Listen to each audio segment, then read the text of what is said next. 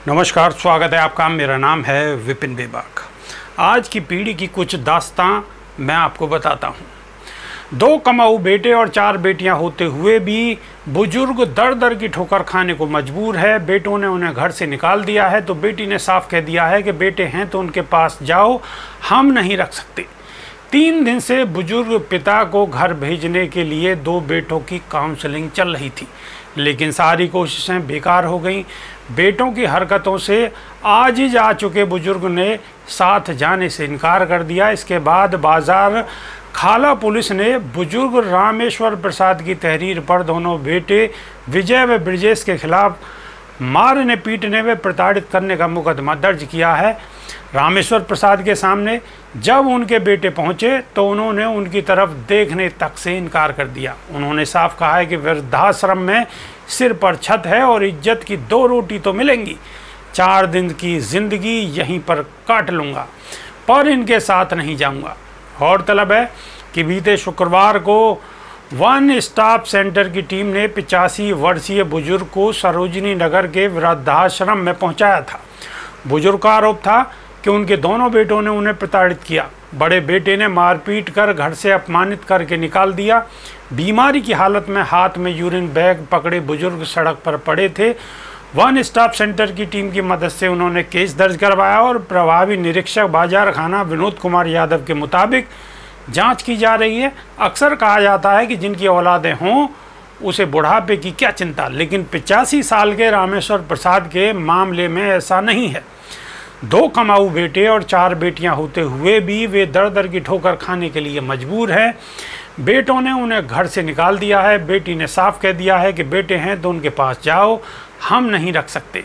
हाथ में urine bag थैला लिए सड़क पर पड़े रामेश्वर प्रसाद को वहां से गुजर रही प्रियंका सिंह की सूचना पर 181 वन स्टॉप सेंटर की टीम ने पिछले सोमवार को सरोजनी नगर स्थित SS वृद्धाश्रम में आश्रय दिलवाया है। सेंटर में काउंसलिंग के दौरान रामेश्वर प्रसाद ने एक पत्र लिखकर दर्द बयां किया।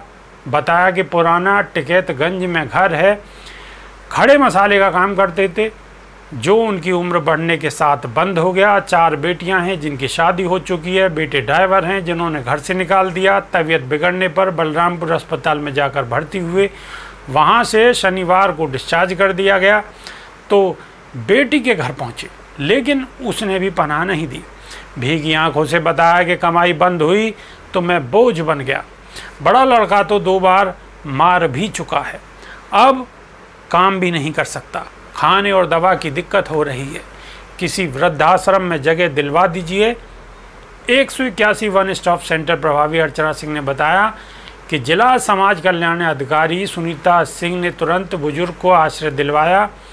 DPO विकास सिंह के निर्देश पर मंगलवार को सीनियर सिटीजन एक्ट के तहत बेटों के खिलाफ मुकदमा दर्ज कराया।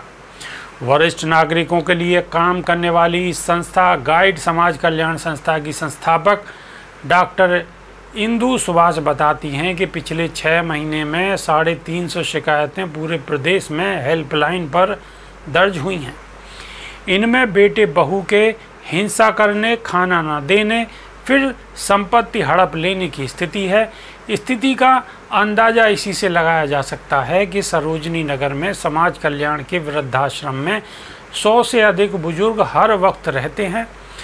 डॉक्टर इंदु सुभाष कहती हैं कि पिछले सीनियर सिटीजन एक्ट के तहत पिता माता को प्रताड़ित करने पर बेटा बेटी कानून के दायरे में आते थे।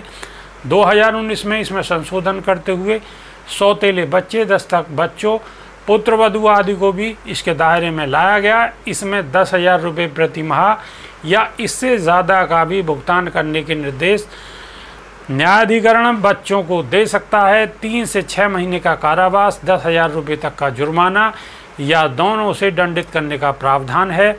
संशोधन विधेयक के मुताबिक सास ससुर व दादा दादी को भी प्रताड़ित करने पर यह दंड दिए जाने का प्रावधान है।